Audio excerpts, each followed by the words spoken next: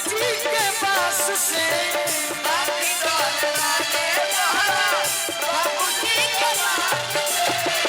गणेश पूजा सेवा समिति के तरफ से लाखों लाख रुपए के आशीर्वाद।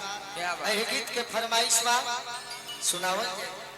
प्यार हम करीले तो से पहले कलास से, प्यार हम करीले तो से पहले कलास से, प्यार हम करीले तो से पहले कलास से, प्यार हम करीले तो से पहले कलास से।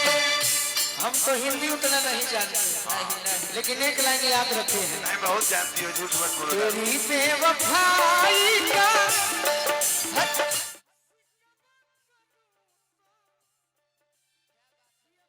मोहब्बत की तौहीन होगी, तेरी बेवफाई का शिकवा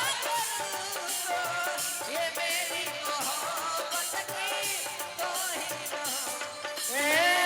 प्यार हम करीले तो पहले प्यार हम करीले तो पहले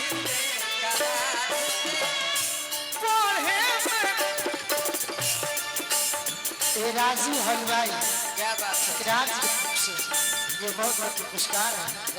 पढ़े में कम मन लागल तो हमें ज्यादा, लागल तो हमें ज्यादा, लागल तो हमें ज्यादा, बाकी तू बदल जानी अपनी इरादा, बाकी बदल जानी अपनी इरादा। आगे को बोला दे नहीं हम तो हेल चाहे पास से, को बोला दे नहीं हम तो हेल चाहे पास से, प्यार हम करीले करीले तुझसे पहले कलास। अब देखिए ये हम कमेटी के धन्यवाद देव दिल से। हाँ जी रंजीत भैया के दिल से धन्यवाद देव। हाँ हाँ कि जहाँ कहूँ गीत पॉसिबल ना रहे वही जा श्रोता के देखते हुए हमनी के मान सम्मान करते हुए अपना ऑर्डर दिहनी बजरंगी भैया उदरी के तरफ से। क्या बात है गणेश सेवा समिति के तरफ से,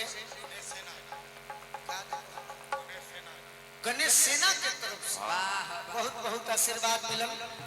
तो हम चाहतनी कि दू गो गीत भजन अतना हो गई अभी करे कि तोपे खातिर भजन गावल जाई, कैसे कि मंच के मर्यादा बा कि बगल में पूर्ण रूप से जागरण के ही मंच सही। तो दू गो भजन कविता जी गाई, हाँ जी, दू गो भजन हम गाई, हाँ हाँ, ओकर बाद जेकर गावे की इच्छा हुई सही सब भाई लोग गाई, हम तनी मनी खाना पीना। वाह, हम नहीं खेले भाई।